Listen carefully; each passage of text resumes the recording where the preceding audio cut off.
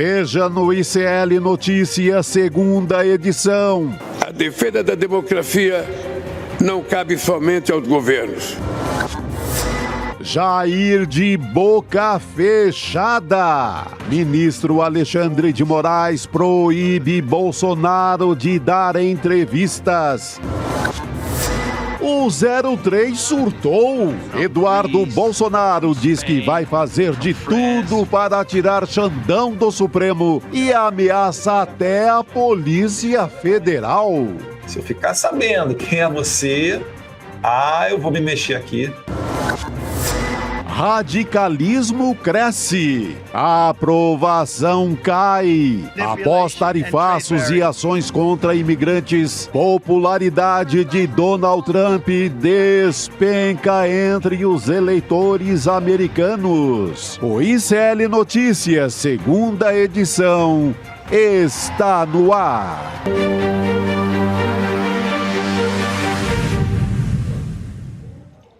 Olá, boa tarde. Seja muito bem-vindo, seja muito bem-vinda. O ICL Notícias, segunda edição, está no ar. Nós estamos ao vivaço nessa segunda-feira nos canais do Instituto Conhecimento Liberta, Eduardo Moreira, também no canal da Voz Trabalhadora no YouTube. Também boa tarde para você que nos ouve pela web rádio São João, diretamente de Quixadá, no Ceará. E também boas-vindas para quem nos acompanha diretamente pela Rádio Cultural da região da cidade de Torres, no Rio Grande do Sul. Temos companhia nova por aqui. Mas você, Chico Sá, está todos os dias comigo. Eu sou uma velha companhia, nunca faltarei. Boa tarde, Gabi, boa tarde para a nossa audiência de Quixadá ao Rio Grande do Sul, né? Do Ceará ao Rio Grande. Mais uma semana que começa difícil, né? Começa com esse barulho bolsonarista. E começa principalmente com você, eu, todos nós, contribuintes desse país, que estamos pagando hoje, bancando um deputado federal para lutar contra o Brasil lá em Washington. Vê a situação. Estamos bancando dinheiro público. Um traidor, né, um calabá, que fica lá em Washington tentando taxar o Brasil, tentando piorar a vida dos brasileiros. Seja empresário, seja empregado, coagindo, tentando derrubar ministro de STF. É uma situação que eu não sei como isso acontece. Não tem zero medida para caçá-lo e vai ser assim. Vamos aguentar essa novela, não se sabe por quanto tempo. Mas parece que não está funcionando, né, Chico? Até a gente vai falar muito ao longo do programa a respeito disso. A pressão no judiciário não está impedindo que os ministros continuem tomando as decisões à medida que acham que o Jair Bolsonaro ou está cometendo obstrução de justiça, ou enfim, está agindo contra o decorrer legal desse processo. Mas atrapalha o país, né? Sim. Eu conheço empresários lá do Vale ali de Petrolina, Juazeiro, daquela parte de agricultura irrigada, que já estão com depósitos de frutas a perigo. Claro, sim. Não é porque a medida não entrou em vigor que... Está aí a medida, né, para o dia 1º. Então, causa uma confusão na economia do país. Até em relação a empregos, né? Porque se o cara não pode exportar mais, ele vai cortar no emprego. Então, essa família está causando um inferno na economia do Brasil por uma causa de uma pessoa, para salvar a pele do pai. Sabe, salvar a pele do pai Jair Bolsonaro. Falando do Jair Bolsonaro, Chico, eu ia justamente dizer que não está funcionando porque o ministro Alexandre de Moraes tomou outra decisão, né? O Jair Bolsonaro está formalmente proibido agora de dar entrevista. Decisão que veio de um despacho do Alexandre de Moraes. Ele considerou o ministro que a replicação das entrevistas nas redes sociais do Bolsonaro configura violação das medidas cautelares que ele determinou na semana passada. Ele, Alexandre de Moraes, e que o STF referendou em maioria já na primeira turma do Supremo. E o Bolsonaro está proibido, segundo as medidas cautelares, de publicar nas plataformas. E o ministro Alexandre de Moraes, ele avisou que esse resultado, o desrespeito, né, dessa medida pode resultar, sim, em prisão. Então, vou aqui ler o trecho desse despacho. Na sequência, já vou diretamente a Brasília para chamar a Heloísa Vilela para conversar com a gente. Vamos lá. Então, o Alexandre de Moraes diz o seguinte, em despacho nesta segunda-feira, dia 21 de julho.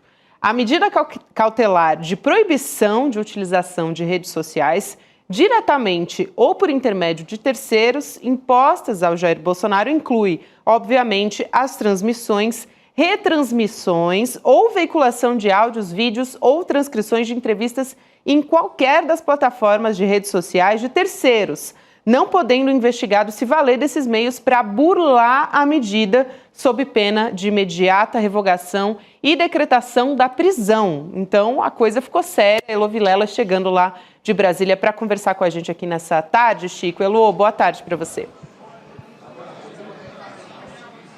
Boa tarde, querida. Pois é, Bolsonaro proibido, então, de dar entrevistas e já desistiu hoje de participar de uma coletiva do PL, que aconteceu agora há pouco. Terminou, tem coisa de meia hora. Agora, assim, a gente pode conversar um pouco sobre o que eles falaram nessa coletiva, claro, né? Mas eu queria contar para vocês que vocês daqui a pouco vão ver uma imagem que vai pipocar em tudo quanto é canto. O que aconteceu no fim da coletiva? Bolsonaro estava aqui numa sala do PL, saiu cercado de apoiadores e seguranças, principalmente seguranças, que fizeram um círculo em torno dele. Ele cruzou todo esse tapete verde aqui da Câmara dos Deputados, desceu uma escada e na saída ele parou numa escada, mandou todo mundo abrir espaço. Parou, abriu o espaço, ele levantou a perna, levantou a calça, a perna da calça para mostrar a tornozeleira. Então todo mundo filmou, todo mundo fotografou. Eu vi a cena, não estava com o meu telefone, não pude fazer a cena, mas ela vai aparecer já já. Agora, Bolsonaro aproveitou esse momento para dizer a plenos pulmões: eu não roubei dinheiro dos cofres públicos. Bom, a gente pode até questionar se as joias não eram dos cofres públicos, né? Eu não matei ninguém. Bom, vamos pensar na pandemia, o que aconteceu, né? Eu não roubei, estou sendo aqui humilhado. Então, foi a cena que a gente viu. Agora, nessa saída, a coisa foi tão violenta, tão conturbada, que eles saíram atropelando todo mundo. Eu acho até que o Igor conseguiu fazer uma imagem para mostrar para vocês. Deve estar chegando aí já já. Porque quebraram uma mesa de vidro aqui da Câmara nessa saída. Foi uma, assim, esse povo não é brincadeira não, viu? Nossa, é impressionante. Acho que essas informações... Assim, fundamental é a Elô estar agora lá no Salão Verde em Brasília, conversando com a gente, né? Assim, um luxo. E trazer esse olhar que ela tem. Ela também falava hoje, né, Elô, mais cedo, sobre manifestação também. Sim. Como isso inflama, acho que até impulsiona, Chico, justamente essa base bolsonarista, esse pessoal da extrema-direita, justamente a fazer toda essa movimentação ali hoje, né? Essa quebra de mesa de vidro me lembra muito aquela chegada violenta do 8 de janeiro. A primeira coisa que eles fazem é quebrar uma mesa de vidro ali na entrada. Então é um comportamento muito dessa turma. Eles são cada vez menos pessoas nas ruas, como no ensaio de manifestação do final de semana. Tinha 15 pessoas em Copacabana, mais umas 500 em Brasília, mais 100 aqui, mais 2 lá em Boa Viagem, no Recife. Mas eles ainda têm, ele tem esse apelo, né, dessa violência. O Bolsonaro, ele é um artista para impulsionar isso. Ele é muito bom para tornar essa turma violenta de novo. Seja mostrando a tornozeleira, seja pegando em arma, mas ele conhece a simbologia de atiçar a turma dele de novo. Eles vão forçar a barra. Quando o filho diz que vai caçar a cabeça do Xandão, do Alexandre de Moraes, a partir lá de Washington, prova que eles não vão desistir. Exato. E não vai ser pelos canais democráticos. Eu julgo isso assim, é uma continuidade sem fim do 8 de janeiro. Se voltam a quebrar mesa no Congresso, o que é isso? Eu vou só chamar um vídeo aqui. Não, a gente já tem as imagens que você falou aqui sobre a mesa. A gente vai colocar aqui na tela, olha só, então a gente está vendo, nossa, a mesa quebrada, uma mesa de vidro ali no Salão Verde, que é justamente na frente onde tem um plenário da Câmara dos Deputados, onde os deputados se reúnem e fazem as votações também. Então a gente está acompanhando as imagens que o Igor acabou de fazer ali da nossa equipe junto com a Heloísa Vilela. Eu queria propor também, Elo, para te devolver a palavra, a gente colocar o vídeo de como os deputados receberam o Bolsonaro, chamando de mito, aquela coisa toda. E aí o deputado Sóstenes Cavalcante afirmou que o Jair Bolsonaro está sendo censurado pelo Alexandre de Moraes. Então vamos assistir, a gente volta a falar. Vamos lá. Realmente nós gostaríamos de esclarecer que o presidente Bolsonaro está no recinto da Câmara dos Deputados, participou de toda a reunião conosco e gostaria muito de falar a toda a imprensa nacional. Entretanto, por mais uma ordem de censura do ministro Alexandre de Moraes, preventivamente, seus advogados, inclusive, o recomendaram não mais falar com a imprensa.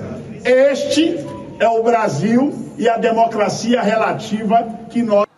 Então, a imagem, Elo, que eu falei agora do deputado Sóstenes Cavalcante, a gente sabia que essa seria a resposta imediata da extrema-direita. Que novidade, né, Gabi? Nossa, eu vi cada novidade aqui. Mas eu hoje de manhã no N1, eu arrisquei um palpite, que não é um palpite baseado no ar, né? É um palpite baseado no que eu ando observando aqui. Eu sugeri que eles não conseguiriam reunir nem 40 representantes aqui. E, de fato, eles tinham aqui 28 deputados e 2 senadores. Então, isso dá para a gente uma dimensão. Claro, está em recesso, nem todo mundo voltou, mas é um momento tão crucial para o Bolsonaro que é de se compreender que viriam para cá todos que realmente estão do lado dele. E se você tem apenas 28 deputados e 2 senadores, é porque a coisa não está muito boa para o lado do Bolsonaro. Já tem muita gente pulando fora desse barquinho. Então, 30 pessoas, foi tudo que eles conseguiram reunir aqui. Claro, divulgaram aí um papel com uma lista de 50 que apoiam, ainda assim, uma lista de 50 dentro de mais de 500 deputados e outros tantos senadores, é muito pouca gente. Então, o que eu acho que isso demonstrou aqui hoje foi o quanto essa turma perdeu gás e e reduziu de tamanho, diminuiu de tamanho. Eles anunciaram que vão criar 3 comissões aqui. Uma comissão de comunicação para manter contato entre todos os deputados da oposição, ou seja, leia-se nas entrelinhas, uma tentativa de não perder a relação com os demais deputados de centro e de direita aqui no Congresso, que eles já perderam. Essa turma está rachada. A outra comissão é de mobilização dentro do Congresso para o quê? Brigar pelas pautas deles. Quais são as pautas?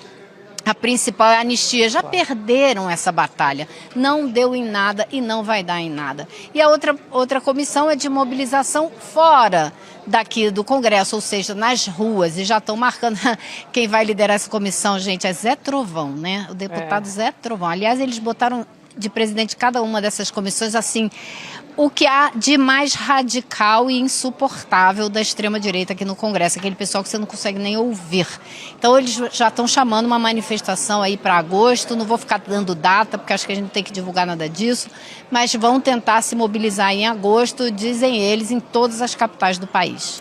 E, Chico, algo muito pertinente, eu acho que o William De Luca falou nessa manhã, foi a pauta que foi defendida, uma das pautas, né, que foi defendida nessas manifestações aí da extrema-direita no final de semana, que eu acho importante ser colocado, porque eles estão defendendo o fechamento do STF, censura de ministros do Supremo Tribunal Federal a essa altura do campeonato, quando a gente está tendo o julgamento do 8 de janeiro. Isso é gravíssimo. É loucura, né? É um delírio que é uma defesa que diz que não houve tentativa de golpe, já pregando outro golpe. Eles já emendam um golpe no outro.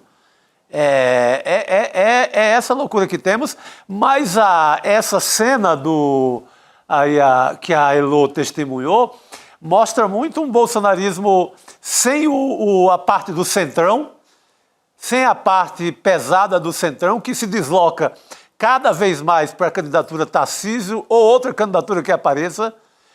Está doida para se livrar desse inferno que o Bolsonaro causa, está doida para trilhar um caminho ali livre e escolher um candidato para as eleições de 2026.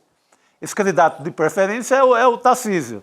Só que o Tarcísio fica também enrolado e não larga a tornozeleira do Bolsonaro. Então, mas é um centrão que quer correr do fantasma e da loucura do bolsonarismo para apoiar o Tarcísio para 2026.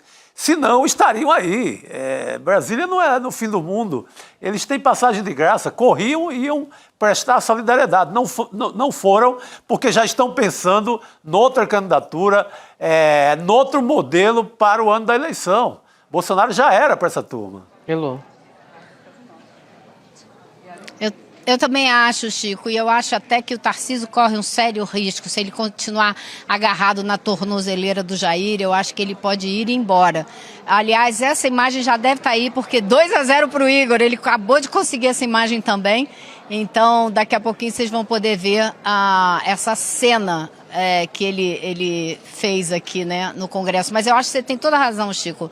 Acho que não só ele já era, como quem estiver agarrado nele, corre sério risco de naufragar também, porque a população brasileira já acha mesmo que é culpa dessa gente o que o Brasil está passando. As pesquisas estão começando a mostrar uma mudança da opinião pública que está se tornando muito mais favorável ao governo. Eles ficam aqui gritando, dizendo que a culpa do tarifaço é do Alexandre de Moraes, é do Lula, que o Lula não usa o Itamaraty para negociar, fica indo para as redes, botar imagens chupando jabuticaba, querendo dar uma sacaneada, né, no Trump. Mas isso é uma mentira deslavada, porque o Itamaraty vem negociando há um tempão, marcando reunião, chamando para conversar. Quem rompeu tudo de uma hora para outra, claro, foi o Trump, como ele fez com o mundo inteiro, gente. Então não seria diferente com o Brasil, né? Então eles mentem muito.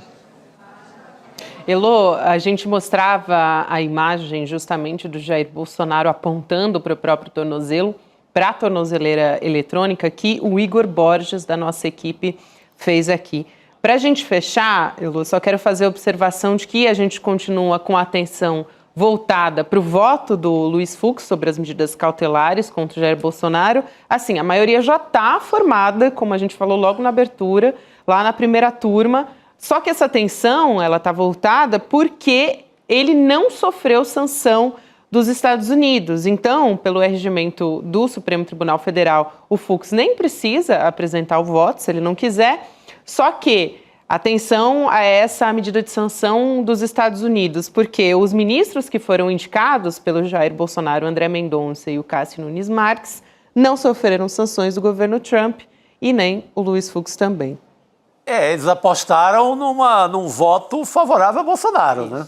E o Fux deve estar numa enrascada, né? Porque ou eu vou me omitir de dar o meu voto pelas medidas do Xandão, ou vou ficar como um traíra aqui dentro, né? Um cara que não apoia os colegas de tribunal numa hora grave. Numa hora em que o tribunal não está ameaçado somente aqui no Brasil, tá? Por políticos do Brasil. Numa hora em que o tribunal está sob a mira do governo Trump. Então é uma hora muito delicada. Se esse ministro, numa hora dessas, não vota, não se alinha com os colegas de tribunal, o que esperar dele? Vai ficar numa situação muito ruim, né? Lembrando que ele tem até... Vai lá. Por favor... só lembrando que ele tem até meia-noite para votar, né? 1 minuto antes da meia-noite ele ainda pode votar. Então vamos ver o que vai acontecer, né? Vamos acompanhar como aquele filme do Zé do Caixão. À meia-noite encarnarei no teu cadáver. Ou então meia-noite eu te conto. Que é o meme da internet. Vamos ver se vai dar Zé do Caixão ou ele será sensato. Vamos ver. Elô vai continuar lá em Brasília. Qualquer novidade ela traz aqui pra gente. Querida, bom trabalho por aí. Bom começar a semana com você. Valeu. Um beijo, pessoal. Até amanhã. Até. Obrigado, querida. Falando nessa repercussão internacional e até dessa sanção do governo dos Estados Unidos, a gente vai falar sobre o aumento da desaprovação do governo Trump. Esse é um movimento muito interessante que está acontecendo, Quem vai conversar com a gente agora é o Jamil Chad. Jamil, boa noite para você. Eu já conversei com o Jamil hoje no Em Detalhes, que vai pro ar amanhã sobre esse assunto também, hein? Você está então, chamando autoridade. né? Só coisa boa. Boa tarde, querido. Boa tarde a todos. Bom estar aqui com vocês. Jamil, vamos lá chamar esse levantamento da plataforma Statista, que é uma plataforma alemã também de pesquisa, de avaliação de dados. A reprovação do Trump é maior do que a aprovação em todos os temas perguntados a respeito de um assunto específico que a gente vai trazer aqui. Ela é pior referente ao caso dos arquivos do Jeffrey Epstein. Então, para quem está nos acompanhando agora só por áudio, vou dar uma explicada aqui na tela, mas vale a pena para você que está nos acompanhando em vídeo também. A gente vê aqui essa desaprovação no caso dos arquivos do Epstein, que o Jamil vai poder explicar muito melhor aqui para a gente. 63% dos eleitores estadunidenses desaprovando esse assunto, é o que mais gera desaprovação. A gente tem outros assuntos também, como as deportações, como a guerra entre Rússia e Ucrânia, tem a questão da imigração, também do genocídio palestino, enfim, tem vários assuntos aqui que geram desaprovação por parte dos eleitores estadunidenses, mas quando a gente olha para esse caso do Jeffrey Epstein, está em primeiro lugar ali. Essa história é bastante enrolada, né, Jamil? Mas basicamente a própria base do Donald Trump está se voltando contra ele nesse momento. Sabe aquela história, Gabi, que você semeia vento? O que você colhe? Tempestade. Tempestade. Claro. Nenhuma dúvida sobre isso. O que fez Donald Trump durante a campanha eleitoral dele? Semeou conspirações, uma após a outra. E, claro, todas elas baseadas ou em desinformação, ou manipulação de dados, ou, obviamente, uma tentativa de criar uma indignação nacional em relação a algum tema específico. Ele é um mestre da manipulação. O problema é que chega um momento em que isso tudo tem um custo. E aí o que aconteceu especificamente nesse caso do Epstein? Epstein, aquele financista, nós todos sabemos, na verdade foi preso por fazer basicamente construir uma rede de prostituição, de exploração de menores, toda aquela história que nós sabemos. O que Donald Trump fez durante a campanha eleitoral dele? Ele basicamente colocou, olha só, sabe aquela elite de Washington? Sabe aquela elite econômica dos Estados Unidos? Como se ele não fizesse parte, né, Chico? Ele é do povo, né? A gente conhece também essa história, que eu sou do povo. Enfim, sabe aquele pessoal? Eles todos são, não só eles são corruptos, mas eles também são pedófilos. Eles também estão envolvidos nos piores crimes. E eu, quando chegar na Casa Branca, vou absolutamente vou abrir todos os arquivos do caso do Epstein para mostrar que os democratas e os grandes financistas e a elite econômica dos Estados Unidos está voltada contra vocês, meu povo. Então vote em mim e eu vou fazer isso por vocês. O que aconteceu?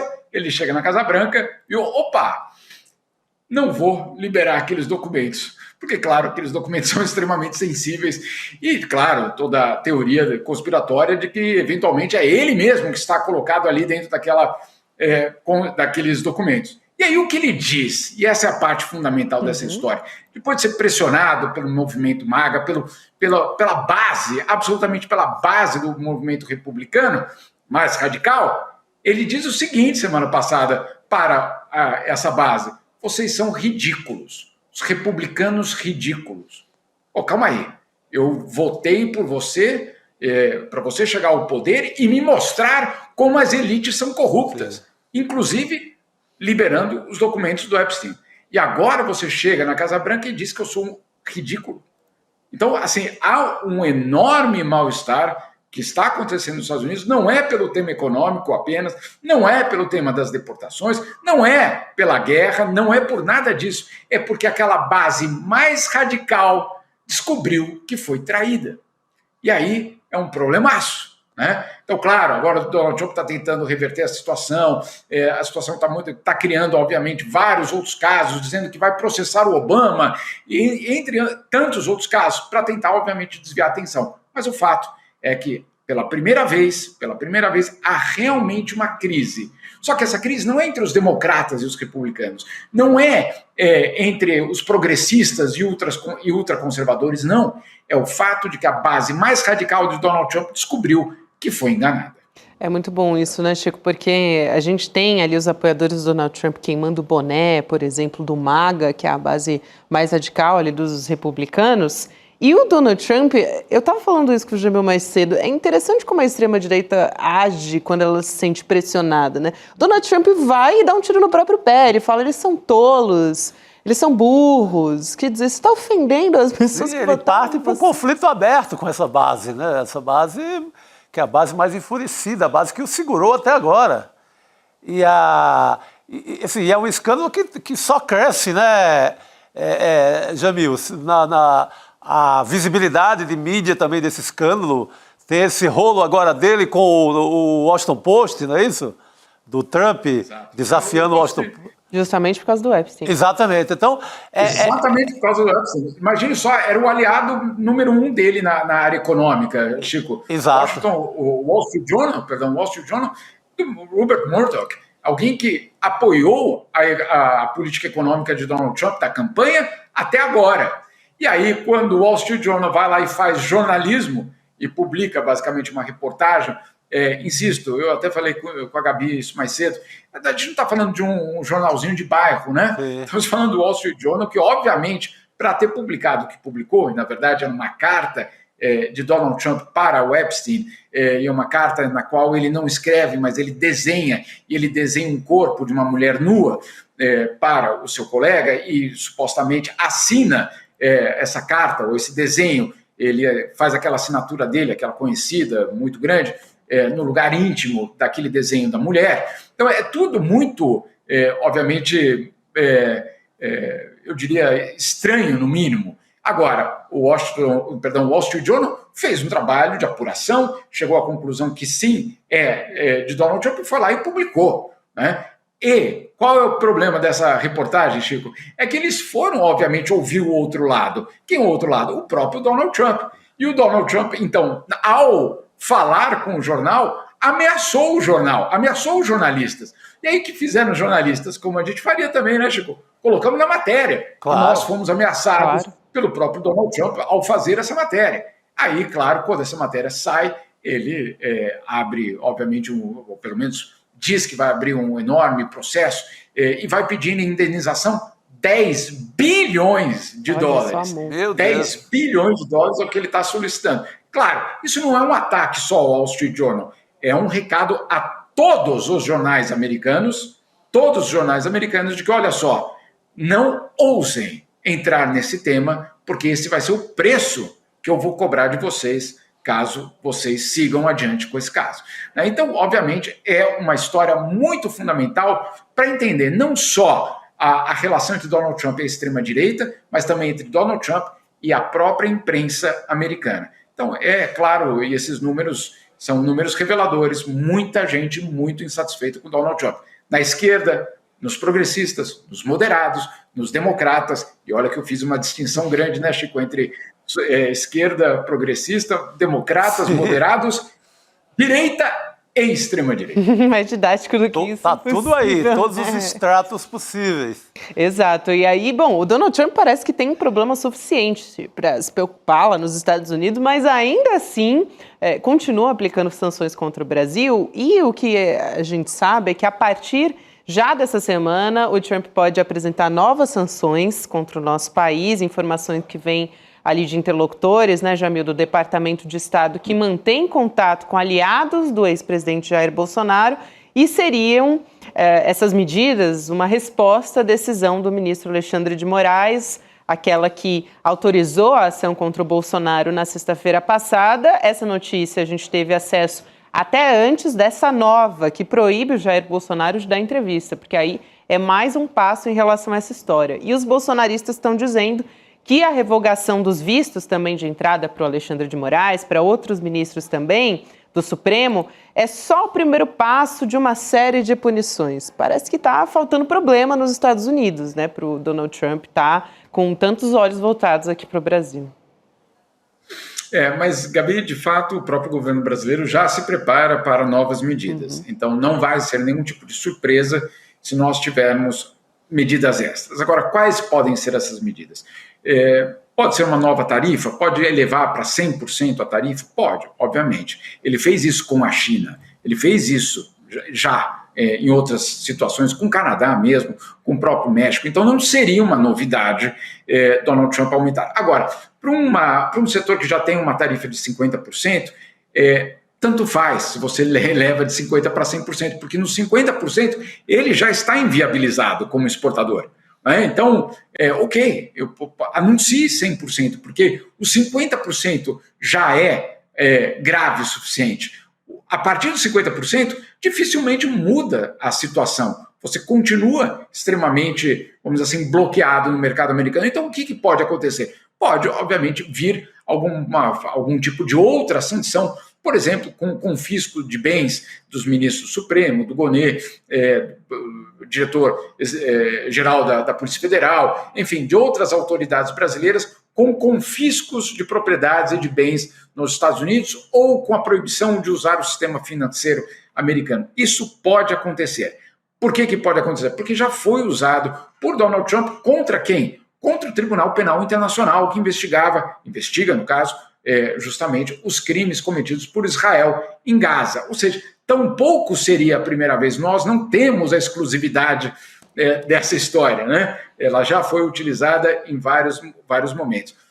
O governo brasileiro já está ciente disso, o próprio, no caso, o STF também já está consciente disso. Agora, o que pelo menos eu tenho escutado dentro do governo é de que não há negociação nem sobre o julgamento de Jair Bolsonaro, nem sobre a democracia brasileira, que isso não está sobre a mesa e que o governo brasileiro simplesmente vai ignorar essa, vamos dizer assim, esse componente, né? Essa retaliação. Sempre que a negociação for tarifária, a negociação vai acontecer. Né? Então, o que é? Etanol por açúcar? É esse setor por aquele setor? Que é a abertura de qual setor e o que eu ganho nisso exatamente?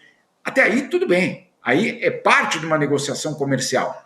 Agora, o que o governo, pelo menos, vem dizendo, pelo menos até hoje, vem dizendo é que não negocia, obviamente, no fundo, a soberania brasileira. Muito bom. Acho que é fundamental a gente ter essas informações que o Jamil traz aqui para a gente, também para a gente ter uma ideia do que vem por aí. Jamil, bom demais ter você aqui nessa segunda-feira. A gente vai ter muito que conversar ainda essa semana. Bom trabalho por aí, querido. Valeu. Sem dúvida. Boa noite para vocês todos. Boa noite, querido. Obrigado.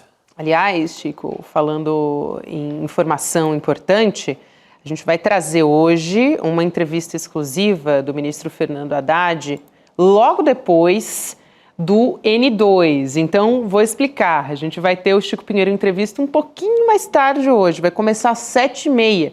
Normalmente, a gente tem começando logo na sequência do N2. Para quem está acostumado a assistir o Chico Pinheiro em entrevista, então, não se assuste, está tudo mantido. Aliás, o convidado de hoje é excepcional. Autor, sabe de quais livros, Chico Sá? Olga Chateau, biografia do Lula. Exatamente. Então, o Fernando Moraes, jornalista, escritor, uma grande figura aqui da nossa história brasileira, vai ser o convidado de hoje. A gente tem um trechinho da fala dele. Vamos acompanhar. Eu achava que o Getúlio tinha sido o personagem mais importante da política brasileira. Hoje eu estou convencido de que é o Lula. Hoje eu estou convencido, independentemente do que vai acontecer nas eleições de 2016. Pensa assim, não é nem da política brasileira, é desde que passou a existir o Brasil. Desde que passou a existir o Brasil. Desde 1500. Desde 1500. Não tem. Quem que você vai dizer? O único que disputa, que poderia disputar essa hegemonia, esse título com ele, é Getúlio Vargas. E eu estou, cada dia mais, eu estou me convencendo de que o Lula vai ficar para a história como uma figura com maior relevância do que teve Getúlio.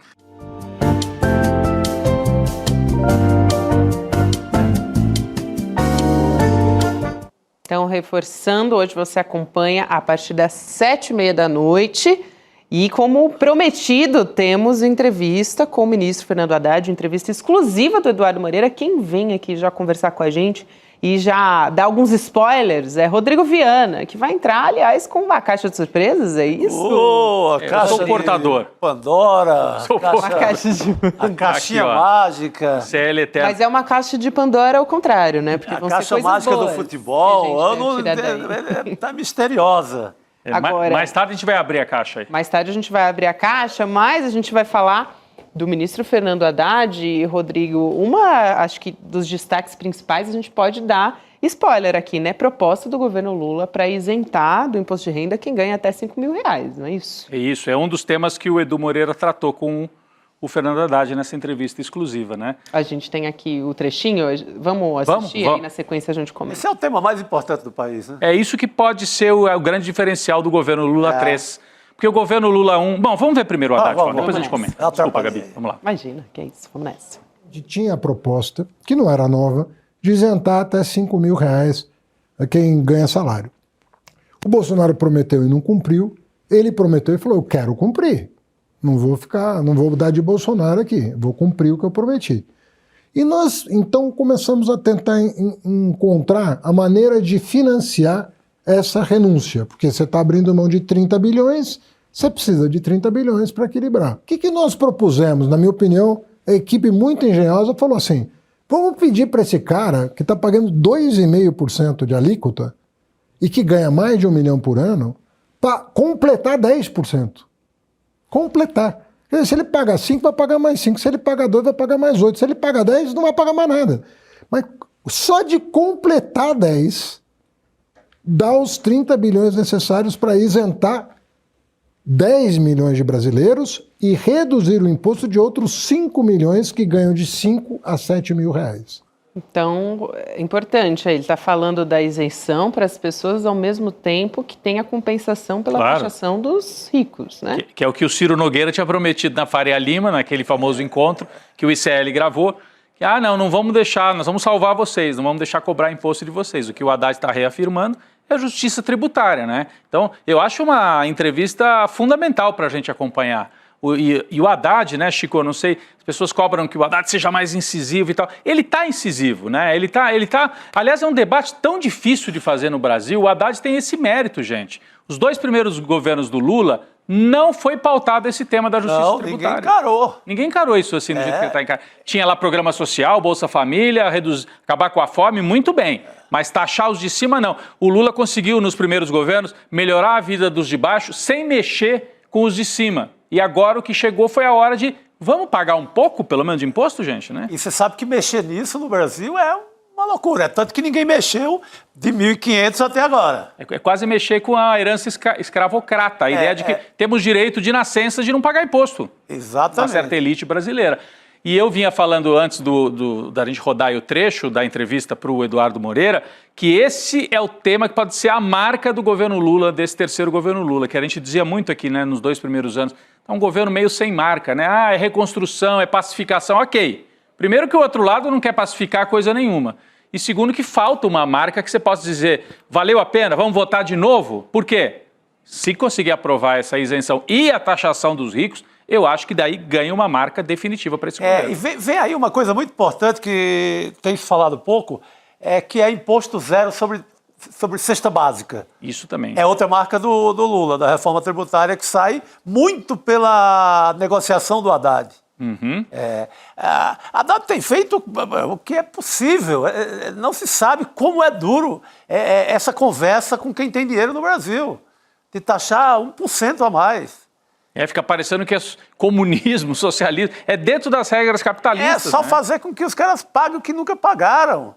Qualquer pessoa que compra um pão na padaria está pagando mais imposto que um rico, que já paga em cima do pãozinho. Uhum. E os caras não pagam e não querem pagar. Mas eu acho que o Haddad está num tom certo ali, meio pistola, meio cordial, né? Entre a pistola e a cordialidade, acho que está indo bem. O importante é que a gente ouve justamente o ministro da Fazenda no momento em que esse talvez seja um dos assuntos mais importantes. O Eduardo cutucou, foi firme ali para arrancar o que deve ser arrancado. Então, meia hora de conversa do Eduardo Moreira com o Fernando Haddad. Você acompanha a partir das 7 horas da noite.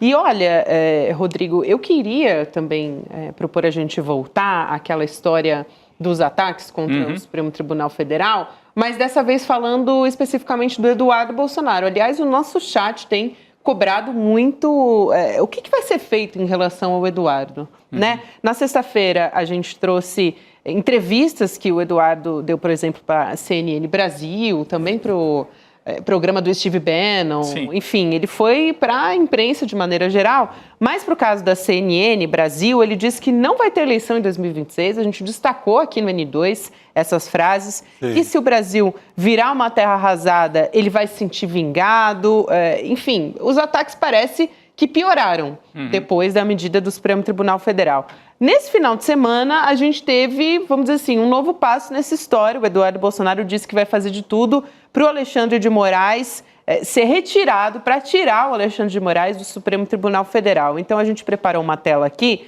para destacar a fala do Eduardo. Ele diz o seguinte: toda hora a gente tem que expor o nível de várzea que é Moraes com a caneta do STF. O ideal seria ele fora do STF. Trabalharei para isso também, tá, Moraes? Querendo falar ali diretamente com ele. Quando a gente fala que o visto foi só o começo, é porque o nosso objetivo será te tirar da corte. Você não é digno de estar no topo do Poder Judiciário e eu estou disposto a me sacrificar para levar essa ação adiante. Se sacrificar... Arrogância, né? É uma arrogância. Está se sentindo, está se achando. Olha, eu acho que se depender da turma do Hugo Mota, o Hugo nem se importa, não vai acontecer nada. Porque ele teria... ele poderia faltar 1/3 das sessões. Se ele vai enrolando ali, ele só trabalhou no Congresso, para o qual foi eleito, acho que 12 ou 13 dias. No ano inteiro. Esse ano. Esse ano. Mas depois ele pediu licença e não contam as faltas. Exatamente. Ele pegou todos os benefícios que tem, não contam as folgas. Então ele vai enrolar. Eu acho que ele pode enrolar agosto, setembro, talvez até outubro. Mas aí dá uma...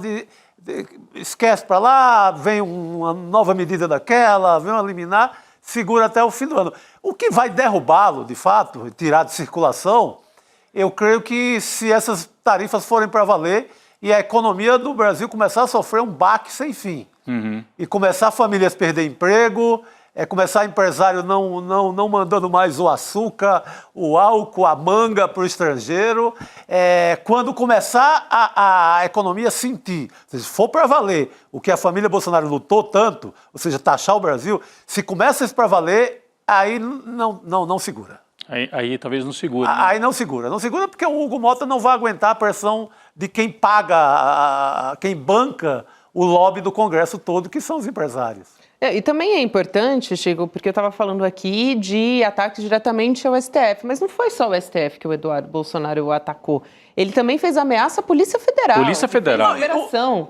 Eu estou admirado porque eu não vi um procurador da República no Brasil inteiro, um promotor, ninguém defendeu o Ministério Público. O Gonê está sob ataque também. Também. Cadê a associação do Ministério Público? Bem observado. Está na mão do Delanhol, que não tem um procurador nessa República que diga mais sobre isso. O cara está sob ataque também. Sim, a Procuradoria e agora a Polícia Federal especificamente, né? Ele teve uma frase sobre a polícia. O diretor-geral da Polícia Federal respondeu, o Andrei Rodrigues. Ele disse que essa fala vai ser incluída no processo contra o Eduardo. A gente tem esse trecho. Vamos assistir. Vamos lá. Seus argumentos, Moraes, são rasos. Você não consegue nem se expressar direito. Você é medíocre com a caneta na mão. Aproveita e coloca isso no inquérito. Vai lá, coleguinha da Polícia Federal, cachorrinho da Polícia Federal que tá me assistindo. Deixa eu saber não, irmão. Se eu ficar sabendo quem é você, eu vou me mexer aqui. Pergunta ao tal do delegado Fábio Chó se ele conhece a gente. Tá movendo um PAD contra mim, né? Ele tá achando que eu tô preocupado com o meu futuro na Polícia Federal. É ameaça de impunidade. É ameaça ali na mesma linguagem da milícia. Parece o Coringa. Coringou. Coringou geral. Mas é pior do que a milícia.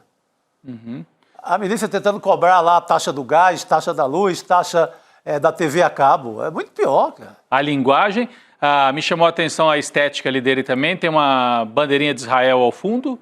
são os símbolos de que ele está empoderado. Ele tem poder, o poder dele vem do quê? Não é dos eleitores de São Paulo, que é quem ele deveria representar, mas é o Donald Trump, a Casa Branca e talvez Israel, eu não sei, mas nesse caso muito mais a Casa Branca. E fala com uma arrogância.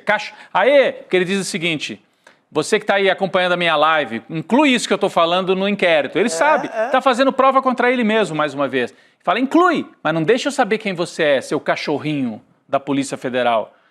Que arrogância, rapaz.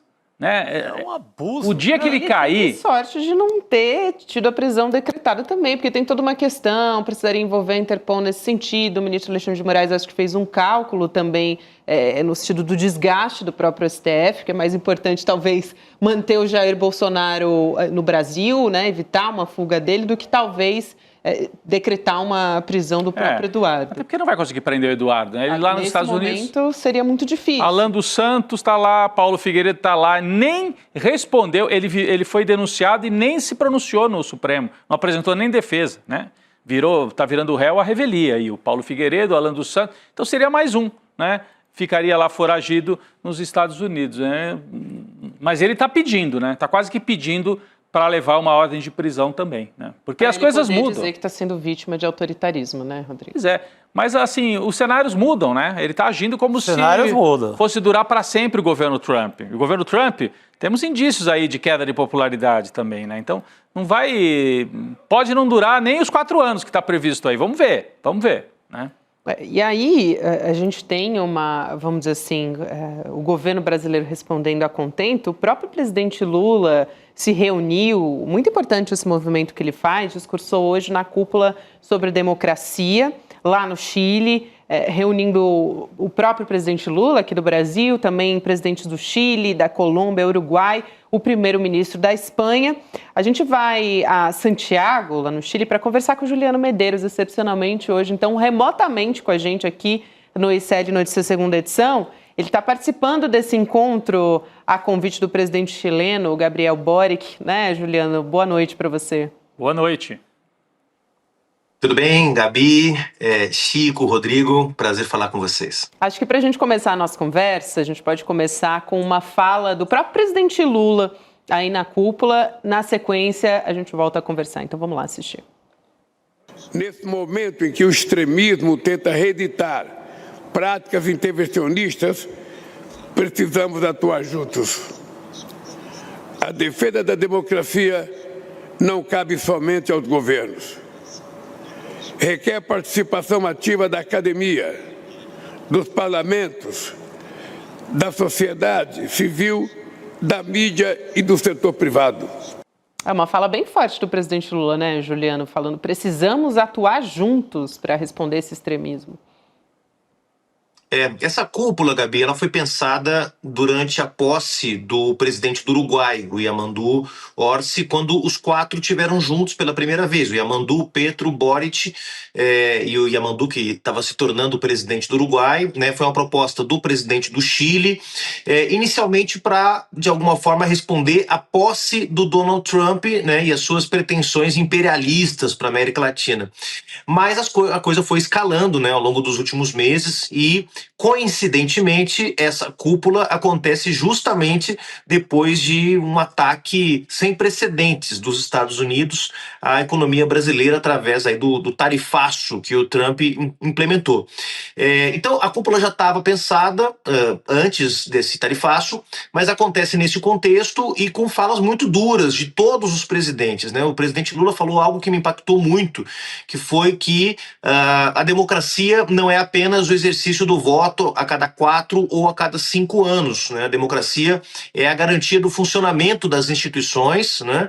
E também tem uma dimensão social, ou seja, a democracia não é só a forma como se renovam as elites políticas que disputam o poder. Democracia é saúde, é educação, é transporte, é habitação, né? Então, dando um sentido para a disputa do que é democracia. É um pouco o que a extrema-direita tem feito nos últimos anos. E a gente acabou de ver o vídeo do Eduardo Bolsonaro, né, falando como se democracia fosse o que essa turma entende por democracia, que é a liberdade para poder atacar, mentir, chantagear, quando o que para nós, para os progressistas, o sentido da democracia é exatamente a possibilidade de garantir direitos sociais, de garantir igualdade de oportunidades. Então, o que acontece hoje aqui em Santiago é justamente um marco para disputar uma narrativa, disputar um sentido em torno do próprio conceito de democracia. Eu acho que foi importante. Não é um evento grande, é um evento concentrado entre os presidentes e alguns think tanks, né, algumas instituições que promovem debates de conteúdo, de fôlego sobre democracia, sobre participação, sobre os direitos sociais. Tem algumas ONGs brasileiras que estão aqui, como a Conectas, o Pacto pela Democracia, Democracia em Xeque, Instituto Futuro, etc., que fazem esse diálogo com outras ONGs. Tem um festival acontecendo, que é o Festival Democracia, que aconteceu no dia de ontem, hoje pela manhã, com a presença da ex-presidenta Michelle Bachelet, aqui do Chile, e amanhã, então tem um evento paralelo à reunião dos chefes de Estado, mas eles se reuniram aqui também para marcar a importância desse diálogo sobre democracia e, como eu disse, para disputar o sentido da ideia de democracia, né? Tá aí o gesto dos presidentes, né? Chile, Brasil, Colômbia, Uruguai e da Espanha, né? Também mostrando que aqueles que defendem a democracia e os direitos sociais não estão sozinhos, né? Portanto, há uma unidade política sendo construída para enfrentar a ofensiva da extrema-direita. O interessante, né, Juliano, você sabe bem disso, é que desses países aí, Brasil, Colômbia e Chile, vão ter eleições nos próximos de um ano e meio para frente, né? Então, você vai ter eleição, eu estava vendo as pesquisas já no Chile, uma disputa ferrenha no Chile, uma candidata jovem, uma mulher do Partido Comunista, com apoio do Boric, e tem um candidato da extremíssima direita, o Cast, né? Que quase um fascista ali do Chile. Quase um Pinochet, né? Quase um Pinochet, para não dizer que é um defensor mesmo da herança do Pinochet. E a Colômbia também tem eleições no começo do ano que vem. O Petro não pode ser candidato à reeleição, está ainda decidindo quem é que vai apoiar. Enfim, são países que têm decisão importante aí pela frente, sem falar do Brasil. Então é um cenário importante. Da América Latina talvez tenha faltado aí também o México, né? A Cláudia Sheinbaum, que tem uma posição mais ou menos parecida aí com esses outros presidentes. E me chama a atenção que da Espanha. A Espanha tenha vindo para esse encontro também, né? Achei que foi bem interessante. Ele fez um pronunciamento forte, né? O Pedro Sánchez, ele usou o termo no momento em que a Internacional do Ódio se organiza, no caso da extrema-direita, né, o Trump, a Hungria e outros países de extrema-direita, é importante que a gente dê uma resposta. Claro. E é essa resposta que está saindo, né, Juliano?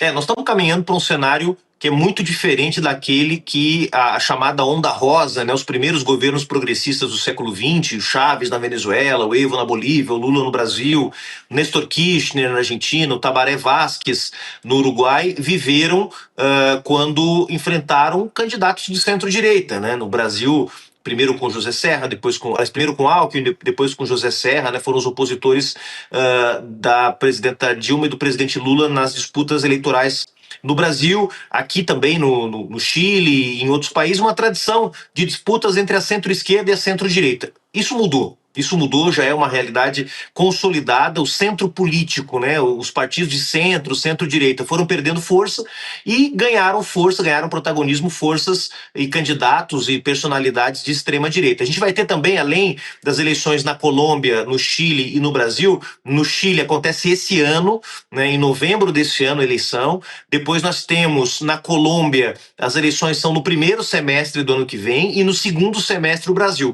Mas a gente também tem na Argentina esse ano as eleições legislativas, que é um primeiro teste para o Javier Milei, que é hoje o principal nome da extrema-direita aqui na América do Sul. Então, a Argentina não é uma eleição presidencial, é uma eleição para o parlamento. O Milei não tem maioria nem na Câmara e nem no Congresso, embora nem Câmara e nem Congresso tenham conseguido articular uma oposição eficiente ao Milei até agora. Agora, semana passada, votaram alguns projetos que o governo era contra, chegou a ter alguma tensão aí nas redes sociais sociais, pronunciamentos, né? O chefe do governo Milei falando tanques à la calle, não? Tanques às ruas, como que insinuando um golpe militar. Depois disse que era uma brincadeira, um mal entendido. Essa turma está sempre, de alguma forma, criando instabilidade. Mas a Argentina também vai ter um teste importante. Então, acho que a realidade do continente, pessoal, isso é importante a nossa comunidade séria ter muita clareza. A realidade do continente mudou.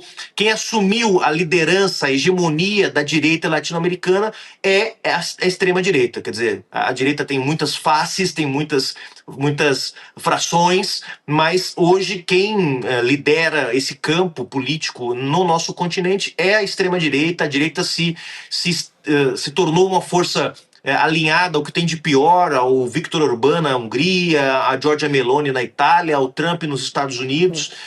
E hoje, no caso do Chile, aqui de onde a gente está falando, tem uma candidatura que é do José Antônio Cast, que foi para o segundo turno com o Boric, foi derrotado pelo Boric, é o sujeito que defende a expulsão de 1 milhão de venezuelanos que são imigrantes aqui no Chile, que defende a ditadura militar do Pinochet, que defende uma política altamente repressiva, mas também tem uma candidata que chama Matei, que é a candidata que defende o Milei, quer ser a Milei chilena. Imaginem isso, gente, a motosserra contra o Estado, uma coisa meio anarcocapitalista. Então, a gente está vendo uma mudança nas direitas latino-americanas e é muito importante esse encontro dos chefes de Estado de esquerda, centro-esquerda, porque eles estão dizendo que nós precisamos estar juntos para enfrentar esse fenômeno novo. Nós estamos lidando com um adversário novo, que não tem qualquer apreço pela democracia, pelas instituições, pelas regras do jogo nas quais a gente está acostumado a jogar. Então, precisamos estar juntos para nos proteger as nossas instituições.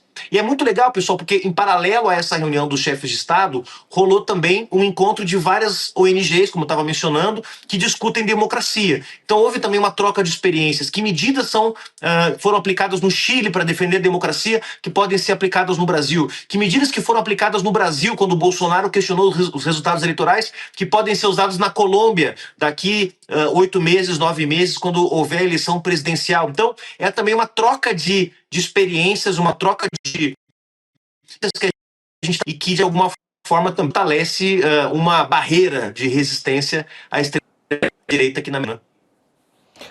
Juliano, tem uma questão importante, porque era um dos objetivos desse encontro era falar sobre as questões das Big Techs também. E aqui, particularmente no Brasil, a gente tem tido uma resposta, um ataque do governo dos Estados Unidos. Quando o Trump manda a primeira carta aqui para o Brasil, a gente sabe que tem a mão pesada ali do Vale do Silício por trás das intenções dessa carta, né? À medida que o Brasil tem respondido, seja por meio do Supremo Tribunal Federal regulamentar e também outras ações que estão caminhando nesse sentido.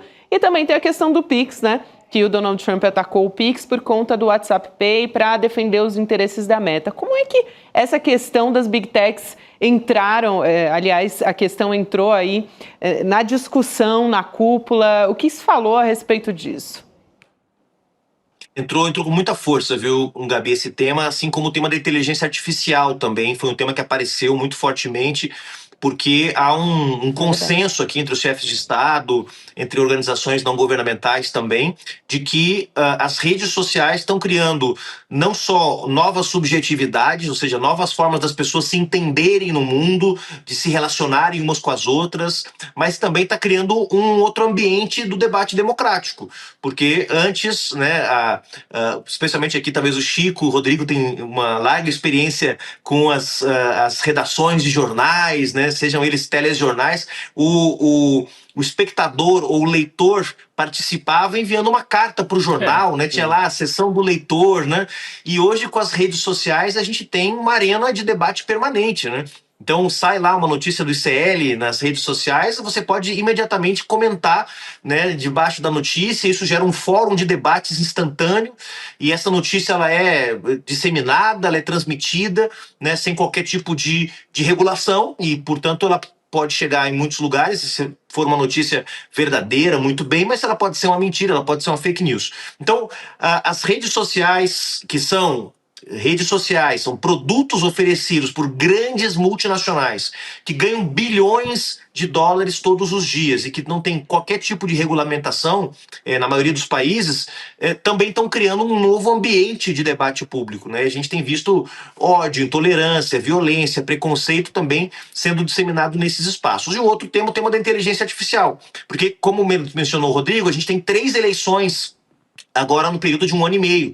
Imaginem o estrago que a inteligência artificial pode causar, né, seja através de recursos como deepfake, que é aquele rosto falso, né, que você coloca em cima de uma pessoa está gravando um vídeo, você coloca um rosto de uma terceira pessoa, deep voice, que também é a voz falsa de uma liderança política, que pode ser transmitido pelo WhatsApp. Imaginem o que se pode fazer com uma voz falsa, né, uma voz fake do presidente Lula, por exemplo, mencionando uma medida falsa, por exemplo, como a taxação do Pix, né? Nós vimos lá o estrago que foi feito no começo do ano. Então, esses debates todos estiveram muito presentes e há um consenso de que é preciso discutir regulamentações mais rígidas, de que os estados, as democracias, os poderes constituídos não podem estar reféns da lógica de empresas, porque as redes sociais, claro que elas fazem parte da nossa vida, são muito importantes. A gente está assistindo o ICL no YouTube, provavelmente, né? É uma plataforma também dessas, mas a gente não pode submeter a soberania dos países, a democracia dos países ao lucro fácil dessas empresas. Então,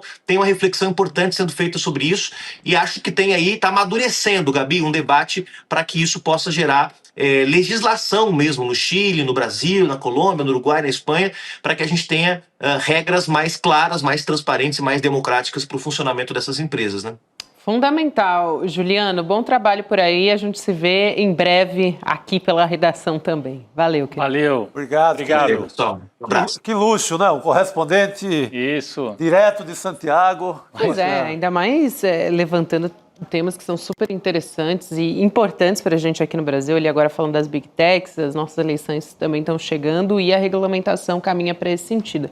Agora, Rodrigo, tem gente perguntando o que tem na caixa. A caixa. Rapaz, eu recebi, mas não abri, né? Vamos trazer para perto aqui? Você trouxe sem olhar? Olha sem olhar. Só, não deu nem uma espiadinha? Não, nesse ponto aqui eu sou... Não é curioso, né? Como jornalista sou. Jornalista curioso. Mas aqui tinha a obrigação de seguir um certo padrão. Boa. Vamos ver o que tem?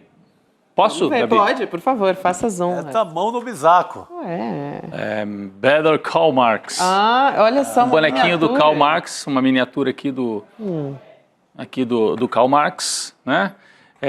Então, o que será? O que será que isso indica, Gabi, Chico? Parece alguma coisa na área dos estudos, talvez. Olha aqui, caixa de filme. Mais uma, hein? A gente também trouxe. Aqui é estudos de economia crítica e etc. Estudos do capital. Aqui estudos do capital. Claquete na semana passada a gente trouxe, agora a gente traz uma caixa de filme também. Então parece que tem algo no sentido do cinema aí, né? Cinema. A gente falou que tem novidade no entretenimento, então parece que vem coisa nova por aí, né? E vai ter, a gente já sabe que vai ter, né? Possibilidade de assistir filme, mas não podemos dar muitos detalhes por enquanto, mas é por aí, não podemos. É uma dica aí. Mas e aqui, precisando de ajuda, proletário, é só quebrar a caixinha de vidro e virar a sua ajuda. Que bonitinho esse boneco aí, deixa eu ver melhor aqui. Uma gracinha. Karl Marx. Gostei dessa dica, aliás, dessas dicas. O pessoal tá sendo benevolente, né? Tá dando várias dicas. O enigma continua, né? Eu acho que a gente só vai ter noção mesmo, para valer, no próximo domingo, 20 horas, com o Eduardo Moreira. Até lá, pobres mortais, vamos tentar decifrar aqui, decifrar colar. A Rose Santana, porque vem os palpites no chat, né? Começa a pipocar. Aí a Rose Santana, curso de cinema com temática histórica. A Lu Pereira fala, vai ter um streaming do ICL. Gustavo Viana, TV aberta do ICL. Tem gente que tá chegando perto. Streaming do ICL tá perto. Aquela brincadeira de antigamente. Tá quente, né? Tá quente. Né? Tem muita coisa quente. Aqui o pessoal tá dando boas dicas, boas sugestões aqui. O Ângelos Adonai fala, plataforma da ICL com filmes, lives. Pode ser. Não tá longe não, é por aí. Filmes são eternos? Pergunta a Carla Jane. Não sei. Alguns são, né? Alguns são. Depende da maneira como eles são apresentados. Vamos colocar aqui a chamada do Eduardo Moreira a respeito desse assunto? Vamos lá. Dia 27 de julho, eu vou anunciar para vocês o novo e revolucionário capítulo do ICL. As universidades vão entrar em pânico. As empresas de streaming vão perder o sono. As empresas de educação não vão saber o que fazer. E o povo brasileiro vai celebrar de alegria, porque vem aí o projeto mais revolucionário que já foi apresentado até hoje no campo da educação, jornalismo e entretenimento. Vocês não podem perder esse anúncio. Você e sua família vão poder eternamente fazer parte desse novo ICL. A dica aí, eternamente fazer parte do ICL. Não é por acaso esse nome, vai em icln2.com.br, deixa o seu e-mail lá para nesse domingo, agora dia 27, acompanhar todas as novidades junto com a gente. O Edu Moreira vai apresentar esse pacote. Rodrigo. icln2.com.br, icln2.com.br, e você se inscreve para participar no domingo, dia 27, 8 horas da noite. Bem demais! Então a gente segue agora mais uma vez falando sobre o Jair Bolsonaro proibido de dar entrevista. Eu fiquei muito feliz porque hoje a gente tem o Cacai para tirar todas as dúvidas a respeito disso. Boa! Que sorte nossa! Uma decisão que foi do ministro Alexandre de Moraes. E aí, o ministro Alexandre de Moraes, ele considera que a replicação das entrevistas também nas redes sociais do Bolsonaro acabam sendo uma violação dessas medidas cautelares. Então, o Cacai vem aqui, já vou perguntar para ele, né, sobre o desrespeito, o que pode ser considerado também o desrespeito dessa decisão, enfim. Porque o Bolsonaro estava agora há pouco ali no Salão Verde, não deu entrevista, ele ia participar da entrevista. Não deu entrevista, mas mostrou a tornozeleira, enfim, tem várias questões ali. Cadê o Cacai aqui para conversar com a gente? Cacai, boa noite para você. Olá, Gabi, meu querido Chico Sá e Rodrigo, alegria enorme estar com vocês aqui. Alegria nossa, Cacai. É um pouco que você diz, Gabi, assim, esse cidadão, ele está, eu sempre disse isso, ele está um pouco tentando ser preso, né? Assim, a prisão poderia ser, até escrevi um artigo hoje dizendo que especialmente o Gonê, que é quem pede, e o ministro Alexandre, que é quem determina, estão cautelosos demais, ao contrário do que dizem. Porque o Bolsonaro está fazendo tudo para ser preso. Ele sabe que vai ser condenado agora, em princípio de setembro, como eu disse, desde fevereiro, pegar 30 e tantos anos, 40 anos. Então ele quer criar um fato político, porque assim, é inadmissível. Como é que, assim, se eu fosse advogado dele, jamais seria. Ele me procurou, eu não aceitei. Mas eu deixaria o caso. Eu deixaria de advogar para ele. Ele está afrontando o Supremo Tribunal Federal. Ele está afrontando tudo que você pode imaginar. Por quê? Porque ele sabe que vai ser preso, e aí é prisão definitiva, não é prisão temporária nem preventiva. E ele agora está provocando essas manifestações dele. Quando eu vi ele falar na imprensa, sabendo que está proibido de se manifestar nas redes, no primeiro dia, eu imaginei, falei, gente, será que esse cidadão não tem advogado? Será que ele não tem ninguém que possa estar ao lado dele? Nós estamos vendo um momento, Chico, muito difícil, porque assim, você tem um filho que está no exterior, completamente destemperado, fazendo uma série de absurdos. Por que o Eduardo Bolsonaro faz o que está fazendo? Claro, se você ler o despacho que deu as preventivas, as cautelares do ex-presidente Bolsonaro, você vê claramente que, dentro de uma normalidade, o Eduardo Bolsonaro seria preso. Prisão preventiva. Sim. Eu li, tecnicamente, como advogado. Mas o que acontece? Ele está fora, ele sabe que hoje ele tem essa irracionalidade dos Estados Unidos. Gente, há 2 anos atrás, foi determinada a prisão preventiva de um cara do 20º escalão que é aquele Alan dos Santos, ele não foi extraditado.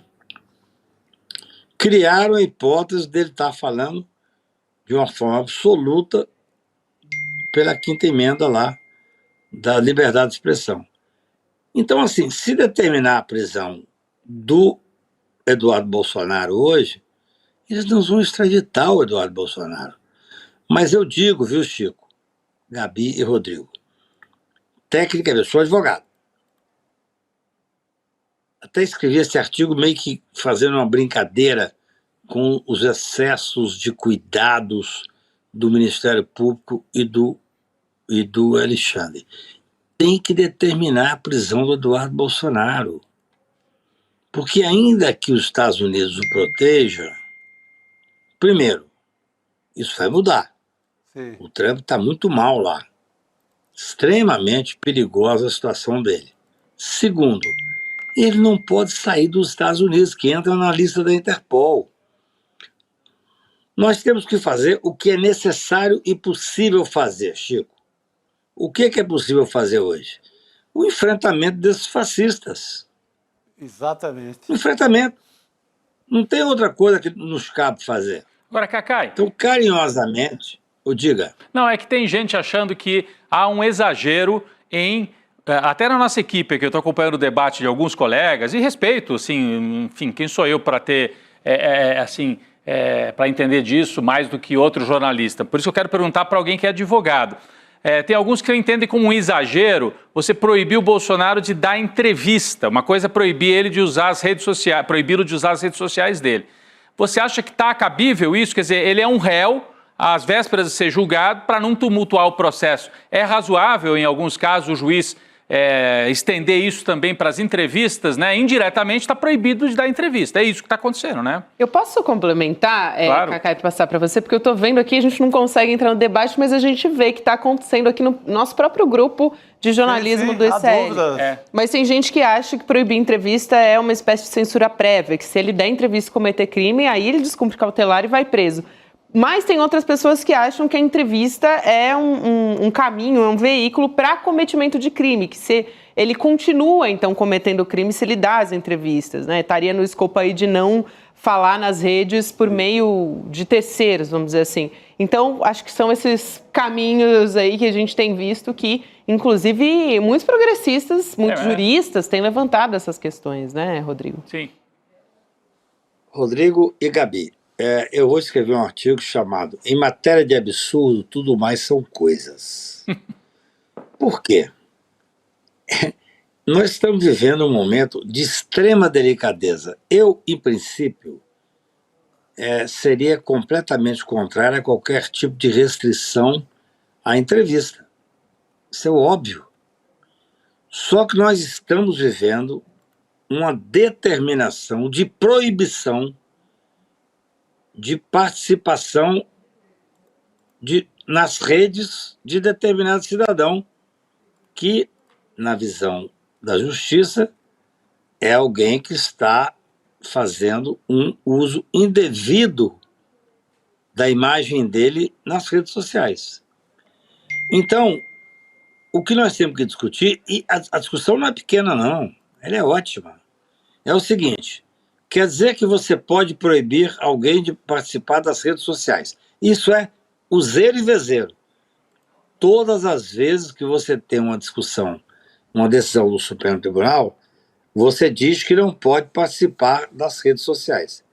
Mas, no entanto, o que se quer e o que se pretende é que ele possa usar não só a rede social, mais do que isso, o debate público das entrevistas que vão ser usadas em redes sociais. Sim. Então, assim, a discussão é interessantíssima. No meu ponto de vista, ele está proibido, sim, de participar de qualquer entrevista. Porque senão seria uma forma de burlar a decisão das redes sociais. Uhum. O que você pode fazer é o seguinte, e a discussão não é pequena não, é boa, é o seguinte: não pode proibir o cidadão de participar das redes sociais. Porque se tiver proibido, Chico, ele obviamente não pode dar entrevista. Sim. Por quê? Ele vai dar entrevista, você vai fragmentar isso e vai fazer isso, evidentemente, usar nas redes sociais. Exato. Ora essa, nós temos que ter uma coerência, no meu ponto de vista. O cidadão está... Veja bem, o que seria o ideal? Eu escrevi sobre isso tem 2 semanas. O ideal seria a prisão do Bolsonaro. O Bolsonaro fez tudo para ser preso, preventivamente. Fizeram uma questão um pouco mais, eu diria, aceitável. Eu sou contra a prisão em regra. Só que ele é difícil. Ele buscou a prisão. Ele sabe que em setembro vai ser condenado a 30 anos e buscou a prisão. Então, o que fizeram com ele? Aí, não sei se é advogado ou se é ele próprio que coordena isso e tal. Ele fez um enfrentamento. Então, assim, em vez de ser preso, porque ele seria preso, ele teve uma medida que eu acho que o ministro Alexandre foi extremamente cauteloso, o Ministério Público foi muito generoso, de uma tornozeleira com restrições. Agora, isso é uma decisão judicial, Chico. Não é só a tornozeleira, são restrições que estão sendo submetidas a ele. Era para ele estar na cadeia. Será que as pessoas não percebem? Ah, mas é impossível impedir de falar. Como não? Então vamos botá-lo na cadeia. Ele está sendo submetido a um regime gravoso, claro, ruim, claro, mas menos gravoso do que a cadeia, porque ele deveria estar preso por tudo que fez. Então, assim, eu estou dizendo como advogado, ele não foi preso. Já é bom, é muito bom. É uma vitória dos advogados dele e dele. Aí ele não teve a prisão domiciliar, que eu acho que seria o ideal. Mas não. Eu escrevi sobre isso há 2 semanas. No mínimo, uma medida cautelar de colocar nele uma tornozeleira eletrônica para que ele não possa se aproximar das embaixadas. Isso eu escrevi sobre isso tem 2 semanas. Sim. Agora, além disso, ele vai poder ficar provocando o Poder Judiciário, falando... Não, gente, não existe isso. Não é assim, meus queridos colegas e amigos da imprensa, vamos ter um... Desculpa, Chico. Eu também te atrapalhei. Em matéria de cautelar, ele está no formato mais suave possível, não é isso? Não, sem dúvida. Não tem prisão preventiva e ele não quer cumprir nem o que está determinado. Nem domiciliar. Sim. Nem domiciliar. O Alexandre foi absolutamente cauteloso e tímido. Exato. É muito engraçado isso, as pessoas criticam o Alexandre, mas não elogiam quando ele é um cara cauteloso e tímido. Nós colocamos o Bolsonaro, nós que digo o Poder Judiciário brasileiro, com uma tornozeleira eletrônica, que não pode fazer manifestações aqui e acolá, não pode falar aqui e ali, e não pode fazer manifestações nas redes sociais. E aí as pessoas acham que é possível burlar uma decisão do Supremo Tribunal Federal, onde ele vai fazer várias manifestações na imprensa para que sejam picotadas e julgadas na rede social. Ninguém é idiota, né, gente? Muito bom, Cacá. Eu acho o seguinte, isso é motivo de dizer que ele está descumprindo e determinar a prisão dele. É muito simples. Sim. É muito simples. Ele está descumprindo uma decisão judicial e ele tem que ser preso. Ora, bolas. É assim que funciona, em qualquer caso. Gabi. Isso aí. Cacai, muito bom ter você aqui com a gente para ajudar também toda a nossa audiência e nós também a entendermos o que essa decisão nova do ministro Alexandre de Moraes implica ao Bolsonaro e a esse julgamento que continua. Obrigada por hoje, a gente se vê em breve. Valeu, Cacai. Obrigado. Boa noite, querido. Obrigado. Boa noite. Eu tinha olhado aqui, estava olhando enquanto o Cacai falava, a decisão de hoje, o despacho de hoje do Alexandre de Moraes, reiterando aquilo que para o Alexandre de Moraes já estava claro quando ele tomou a primeira decisão na sexta-feira. Na sexta-feira ele manda, usa a tornozeleira, não pode usar rede social, não pode se aproximar de embaixada, etc. Mas hoje o Alexandre de Moraes fez um novo documento, um despacho, em que ele diz o seguinte, não sei se a gente tem para botar aí na tela, mas eu vou ler o que está no documento exatamente, ó, tá na tela, exatamente. A medida cautelar de proibição de utilização de redes sociais, diretamente ou por intermédio de terceiros, imposta a Jair Messias Bolsonaro, inclui, obviamente, Chico, obviamente, diz o Moraes, as transmissões, retransmissões ou veiculação de áudios, vídeos ou transcrições de entrevistas em qualquer das plataformas de redes sociais de terceiros, não podendo o investigado se valer desses meios para burlar a medida sob pena de imediata revogação e decretação da prisão. Portanto, não é que ele está proibido de dar entrevista, mas se ele der entrevista e alguém pegar aquela entrevista e jogar na rede social, está descumprido e ele pode ser preso. Então ele, para não ser preso, então não se trata de tá proibindo o Bolsonaro de dar entrevista, não. Está proibindo o Bolsonaro de usar a rede social. Como hoje é impossível você dar uma entrevista e essa entrevista não ir parar na rede social, então, na prática, o Bolsonaro não pode usar redes de terceiros para indiretamente continuar fazendo o que ele já fazia, que era atacar o sistema democrático brasileiro. Em tese, isso está fora do controle dele, né? Está fora do controle dele em tese, mas ele sabe perfeitamente que ao dar uma entrevista coletiva, isso vai replicar em milhares de redes sociais, de perfis em várias redes sociais do Brasil. Portanto, o Alexandre de Moraes está dizendo, se ficar fazendo isso, vai parar em rede de terceiro e vai preso. Podemos até colocar na tela de novo. Ele termina ali esse trecho que a gente acabou de colocar aí na tela, né? Ele não pode se valer desses meios para burlar a medida sob pena de imediata revogação e decretação da prisão. Então é isso, ele está às portas. Se hoje participasse da coletiva, estava preso o Bolsonaro. Se der qualquer entrevista, vai ser preso. Não porque está proibido. Ah, no Brasil então você não tem liberdade de dar entrevista? Tem. Só que nesse momento, o Brasil a democracia sob ataque, o Trump atacando o Brasil. Outras medidas já foram adotadas, como explicou o Cacai, proibindo algumas pessoas, réus em geral, de dar entrevista, não, de usar a rede social. Então, nesse caso, está se ampliando da forma como o ministro explicou aí, Chico. Não, e é um réu que acaba de declarar em pleno Senado que financiou essa operação toda nos Estados Unidos, a partir do filho, com 2 milhões, tirado do Pix dos seus admiradores. É um réu que influenciou diretamente a cassação do visto de ministros do STF. É um réu no processo de tentativa de golpe de Estado. Não estamos falando de um coitadinho ladrão de galinha. Exatamente. Estamos falando de uma coisa, talvez o momento mais grave do Brasil sob ataque. Desde 64. Sim, claro. Ou mais, porque é uma nação estrangeira tomando decisão em nome de um réu brasileiro.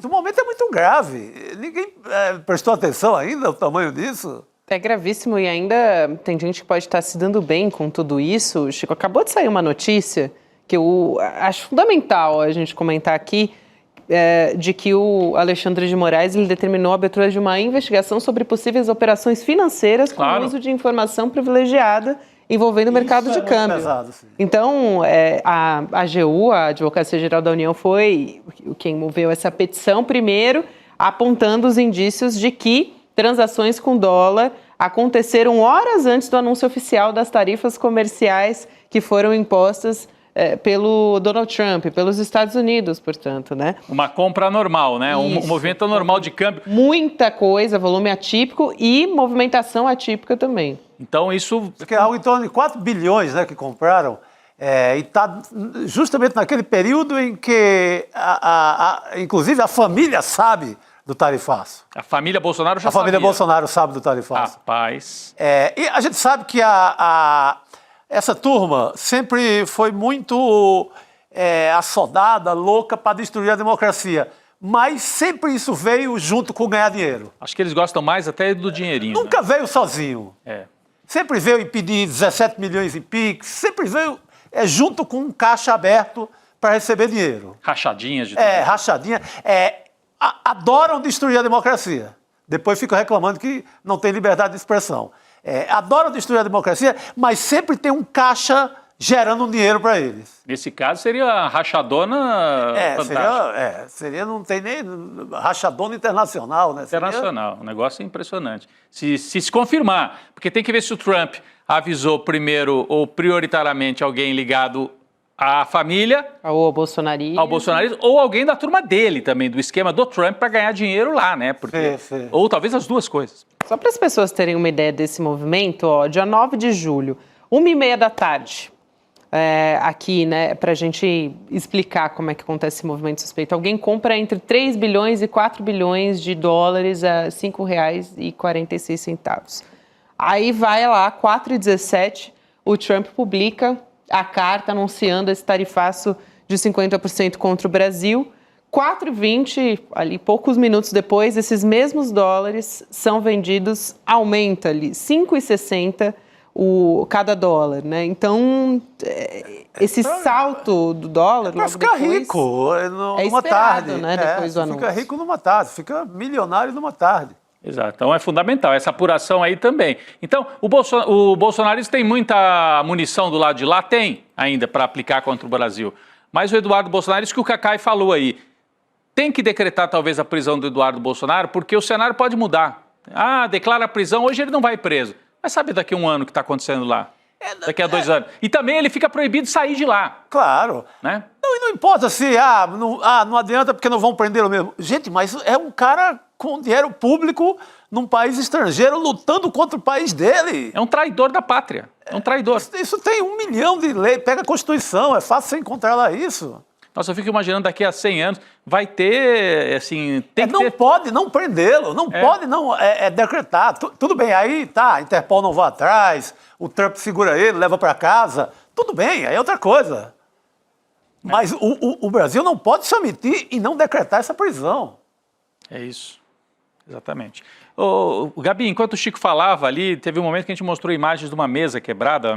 Sim, é que quando a Heloísa Vilela estava lá na Câmara, ela viu a movimentação, a gente explicou até no começo do programa, ali essa mesa quebrada no Salão Verde foi um tumulto que aconteceu por parte da extrema-direita. Opa, né, então eles estão voltando a quebrar tudo lá no Congresso. Os parlamentares todos, foi bem naquele momento que a gente comentou aqui, que ia ter um pronunciamento, que o Bolsonaro desistiu de participar depois dessa decisão do ministro Alexandre de Moraes. Teve empurra e quebraram a mesa. Empurra, exatamente. Então estão voltando, estão reincidindo. Lá em 8 de janeiro quebraram tudo assintosamente. Dessa vez podem dizer que foi sem querer, foi só um tumulto, mas é uma mesa importante, né? Uma mesa que faz parte do mobiliário tombado ali do Congresso Nacional, não é isso? Então, é uma mesa importante, se eu não me engano, é de um arquiteto, eu vou esperar a produção aqui para não correr num erro. É do Niemeyer, sim. Eu ia falar que era do Niemeyer, mas fiquei na dúvida. Então a nossa produção aqui confirma que era uma mesa do Niemeyer que foi quebrada pelos parlamentares, o que é mais irônico, né? Quem deveria zelar por esse patrimônio. Agora, acabou de sair também, a gente tem 1 minuto aqui para falar sobre isso, a gente tem tido reações também. 9 ex-ministros da Justiça, da Segurança Pública que participaram do governo brasileiro em diferentes épocas, eles divulgaram uma carta manifestando repúdio pelas decisões que foram tomadas pelo governo Donald Trump. A gente tem vários, a gente tem a taxação de 50%, na semana passada também ministros do Supremo Tribunal Federal que não podem entrar nos Estados Unidos, com exceção dos ministros que foram indicados pelo Jair Bolsonaro e também pelo Luiz Fux. Ele também não faz parte dessa lista de retalhados. Mas agora quem apresentou essa carta foram ex-ministros da Justiça de vários governos diferentes, é isso, Gabi? É um documento dizendo que isso é uma afronta à nossa soberania, que é inadmissível, sem contar os transtornos todos, né, Chico, que a gente vem falando muito aqui. Não, é um absurdo o que está acontecendo e a gente ainda fica discutindo se está sendo... muito malvado com a família Bolsonaro, gente. Pelo amor de Deus. Está invertendo a história. A história é essa intervenção de um país no outro, da forma pesada que está acontecendo. Absurdo. Não, só para rapidinho, ministros da Justiça dos governos do PT e também da época do Fernando Henrique, Zé Carlos Dias, Miguel Reale Júnior, Nelson Jobim, Raul Jungmann, da época do Michel Temer, e Torquato Jardim. Então, gente de todas as vertentes aí, apoiando o Brasil e contra esse absurdo ataque do Trump à nossa soberania. É isso aí. Então, a partir de agora, a gente vai acompanhar a entrevista exclusiva do Eduardo Moreira com o ministro da Fazenda, Fernando Haddad. Meia hora depois começa o Chico Pinheiro Entrevista, que hoje é com Fernando Moraes, jornalista. Vamos acompanhar a partir de agora? Fernando e Fernando, Haddad e Moraes na sequência. É isso. Muito bom. Boa noite a todos. Até amanhã. Valeu. O ICL foi o único veículo de imprensa monitorado e perseguido pela ABIN paralela de Jair Bolsonaro. Nas mais de 1000 páginas do relatório da Polícia Federal, só o ICL aparece como veículo de imprensa. O motivo, todos vocês sabem. O jornalismo independente, que não tem patrocínio nem verba de empresas nem de governo e fala o que tem que ser falado. Eles tentaram destruir o ICL, mas eles não conseguiram. Agora, o pior para eles ficou guardado para depois. Mais especificamente para o dia 27 de julho. É nesse dia que eu vou anunciar as novidades mais revolucionárias da história do ICL. O início de um novo capítulo do ICL.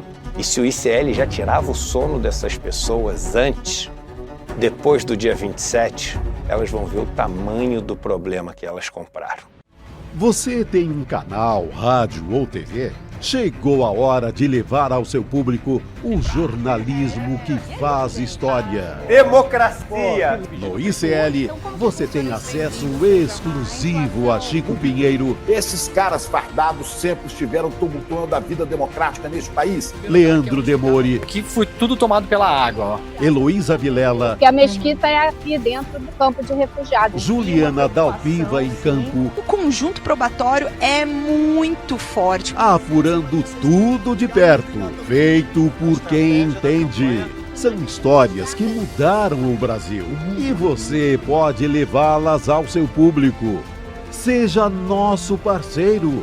Use nossa programação gratuitamente e fortaleça seu conteúdo com credibilidade.